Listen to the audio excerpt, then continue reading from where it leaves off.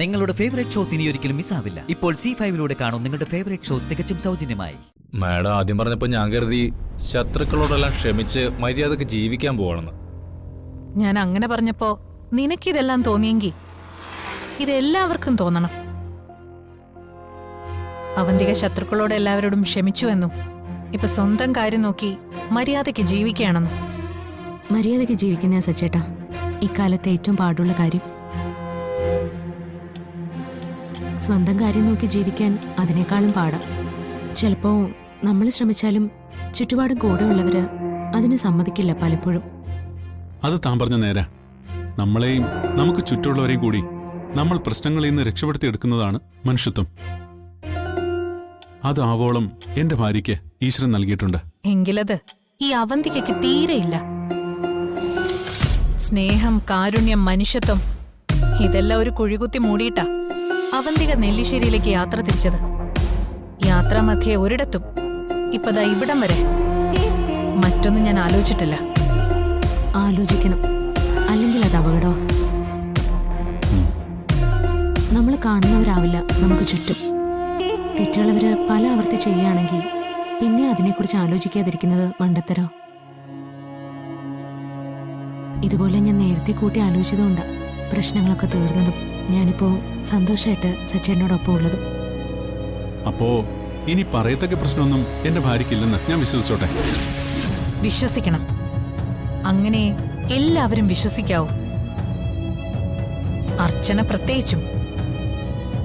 അവളുടെ എല്ലാ പ്രശ്നങ്ങളും മാറിയെന്നും ഇനി അങ്ങോട്ട് സമാധാനപരമായ കുടുംബജീവിതം അവളെ കാത്തിരിക്കുകയാണെന്നും അവള് വിശ്വസിക്കണം. പക്ഷേ അവൾ അറിയുന്നില്ല ശരിക്കുമുള്ള പ്രശ്നങ്ങൾ ആരംഭിക്കാൻ പോകുന്നത് ഇനിയാണെന്ന്. ഇനിയും പഴയ പോലെ എന്നോട് പെരുമാറിയ ഞാനും പഴയ അർച്ചനയാവും. താനെന്തായാലും തന്നോട് തെറ്റ് ചെയ്തയാളോട് ക്ഷമിച്ചു. ഇനി ആ അധ്യായം ഒന്ന് മടക്കിയേക്ക്. സത്യം പറഞ്ഞ എനിക്കിപ്പോഴും അത് ആരാന്നറിയാത്ത ഒരു കൗതുകമുണ്ട് കേട്ടോ. നിന്റെ ചോദ്യത്തിന്റെ ഈ കൗതുകം ഞാൻ മാറ്റിത്തരാം. ഒരാളുടെ മുമ്പിൽ നിന്ന് യുദ്ധം ചെയ്ത് തോൽപ്പിക്കുന്നതിനേക്കാൾ എളുപ്പമാണ് കൂടെ നിന്ന് ചതിച്ചു തോൽപ്പിക്കുന്നത്. അവര് കരയുമ്പോ ഉള്ളിൽ ചിരിച്ച് നമ്മളും അവർക്കൊപ്പം കരയണം. അവര് ചിരിക്കുമ്പോ ഉള്ളിലെ അമർഷം മറച്ചുവെച്ച് നമ്മളും ചിരിച്ച മുഖവുമായി അവർക്കൊപ്പം നിൽക്കണം. പുറമേ ചിരിച്ച് ഉള്ളിൽ മറ്റൊന്നുമായി നടക്കുന്ന ഒരാളും ഇനി നമ്മുടെ ജീവിതത്തിലേക്ക് വരില്ല. ഇനി വന്നാലും അതിനെ എങ്ങനെ തടയണമെന്ന് എനിക്കറിയാം. നിനക്കറിയാത്ത കാര്യങ്ങൾ ഓരോന്നായി നീ പഠിക്കാൻ പോവാ അർച്ചന. ഞാൻ പഠിപ്പിക്കാൻ പോവാ. ഒരേടത്തിയുടെ സ്നേഹം തന്നുകൊണ്ട് തന്നെ നിന്നെ ഞാൻ കൊല്ലും. അർച്ചനെ വെള്ള പുതപ്പിച്ച് വൃന്ദാവനം വീട്ടിലേക്ക് കൊണ്ടുചെല്ലുന്നതാണ് ഇപ്പൊ ഞാൻ കാണുന്ന ആദ്യത്തെ സ്വപ്നം.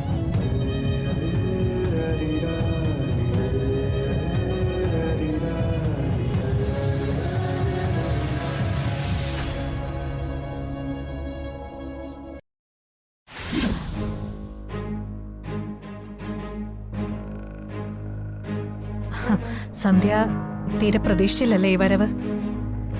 പ്രതീക്ഷിക്കാത്ത നേരത്ത് പ്രതീക്ഷിക്കാത്ത സ്ഥലത്ത് പ്രത്യക്ഷപ്പെടണമെന്ന് വിധിയുണ്ടെങ്കിൽ നമ്മളവിടെ എത്തിച്ചേരണ്ടേ? അവന്തിക്ക് എന്താ വിശേഷിച്ച്?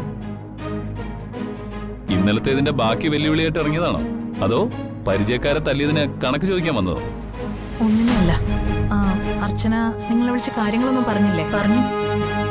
അച്ഛനോടൊന്നും പറയാൻ സമ്മതിക്കാതെ ഇടയ്ക്ക് കയറിയതും നന്നാവാൻ അവസാനമായി ഒരു ചാൻസ് കൂടി തന്നതും.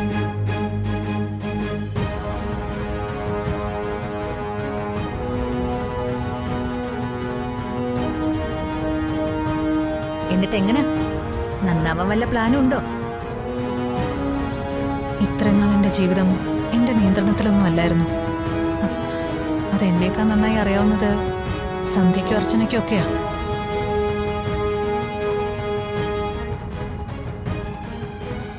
എന്നെ മനസ്സിലാക്കിയവരാരും ഇല്ലെന്നുള്ളതാ സത്യം. കാരണം മനസ്സിലാക്കാൻ മാത്രം ആരോടും ഒരു ഹൃദയബന്ധമൊന്നും ഞാൻ കാത്തു സൂക്ഷിച്ചിരുന്നില്ല. അത് മനഃപൂർവ്വം തന്നെ ഭയം കൊണ്ടാണെന്നും പറയാം. അങ്ങനൊരു ആത്മബന്ധം ഉണ്ടായി സ്നേഹക്കുരുക്കിൽ പെട്ടുപോയാല് എന്റെ ലക്ഷ്യങ്ങളെ ഞാൻ മറക്കും. എന്റെ വഴികളിൽ അപകടങ്ങളുണ്ടാവും. ഇപ്പൊ എവിടേക്ക് ഞാൻ വന്നത് നിങ്ങളോട് രണ്ടുപേരോടും മാപ്പ് പറയാനാ.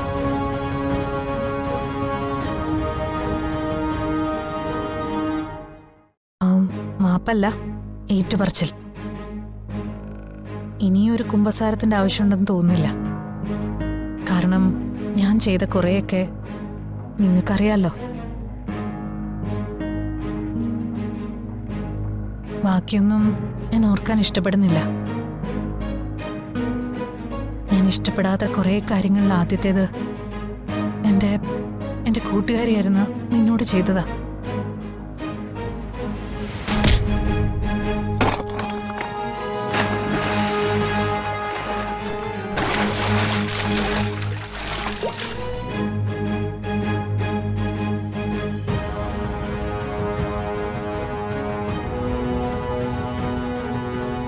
പക മാത്രമേ മനസ്സിലുണ്ടായിരുന്നുള്ളൂ. കണ്ണിലിരുട്ടും. ചെയ്തു കൂട്ടിയതിനൊക്കെ എന്ത് പ്രായശ്ചിത്തം ചെയ്താലാ ദൈവത്തിന്റെ കോടതിയിൽ മാപ്പ് കിട്ടാന്നറിയില്ല. ഇനി അങ്ങോട്ടുള്ള ജീവിതത്തില് എല്ലാം തിരുത്തണം എനിക്ക്. ചെയ്തതിനൊക്കെ പ്രായശ്ചിത്തം ചെയ്യണമെന്ന് അവന്തിക പറയുമ്പോ താൻ നന്നായി എന്നാണ് ഞങ്ങൾ മനസ്സിലാക്കേണ്ടത്, അല്ലേ? നന്നാവണം. ഒരുപാട് നന്നാവാനുണ്ട്. അതിന് നിങ്ങളും എന്നെ സഹായിക്കണം. അവന്തിക അങ്ങനെ ഒരു ജീവിതം ജീവിക്കാൻ ആഗ്രഹിക്കുന്നുണ്ടെങ്കിൽ, ചെയ്ത കാര്യങ്ങളിൽ കുറ്റബോധം തോന്നുന്നുണ്ടെങ്കിൽ ഇവിടേക്കല്ല വരേണ്ടിയിരുന്നത്, അർച്ചനയുടെ അടുത്തേക്ക്.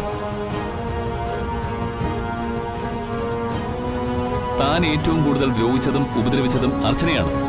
എനിക്കറിയാം. അതുകൊണ്ട് തന്നെ ഞാൻ ആദ്യം കുറ്റമല്ല ഏറ്റു പറഞ്ഞതും ക്ഷമ ചോദിച്ചതും അർച്ചനോട് തന്നെയാ. എന്നെ പുറംകാലുകൊണ്ട് തൊഴിക്കുന്ന ഞാൻ കരുതിയത്. പക്ഷെ എന്നെ ഞെട്ടിച്ചുകൊണ്ട് അർച്ചന എന്നോട് ക്ഷമിച്ച് എന്നെ ചേർത്ത് പിടിച്ചു. അവന്തിക ശരിക്കും തോറ്റതും ഒന്നുമല്ലാതായി പോയതും ആ ഒരു നിമിഷത്തിലായിരുന്നു. ഞാൻ നിസ്സാരമായി കണ്ടതെല്ലാം മറ്റു പലർക്കും ഉള്ളു പൊള്ളിക്കുന്ന അനുഭവങ്ങളായിരുന്നു എന്ന് ഇപ്പൊ ഞാൻ മനസ്സിലാക്കുന്നു. നന്നായി അവന്തിക. കുറച്ച് വൈകിയാലും തിരിച്ചറിവുണ്ടാകുന്നത് നല്ല കാര്യം തന്നെയാ. ഇതൊരിക്കലും സംഭവിക്കില്ലെന്ന് ഞങ്ങൾ കരുതിയപ്പോഴും അർച്ചന പറയുമായിരുന്നു നിന്റെ മനസ്സ് എന്തെങ്കിലും മാറുമെന്ന്. നീ ഇനിയുള്ള നിന്റെ ജീവിതത്തിന് കടപ്പെട്ടിരിക്കേണ്ടത് അർച്ചനയോടാ.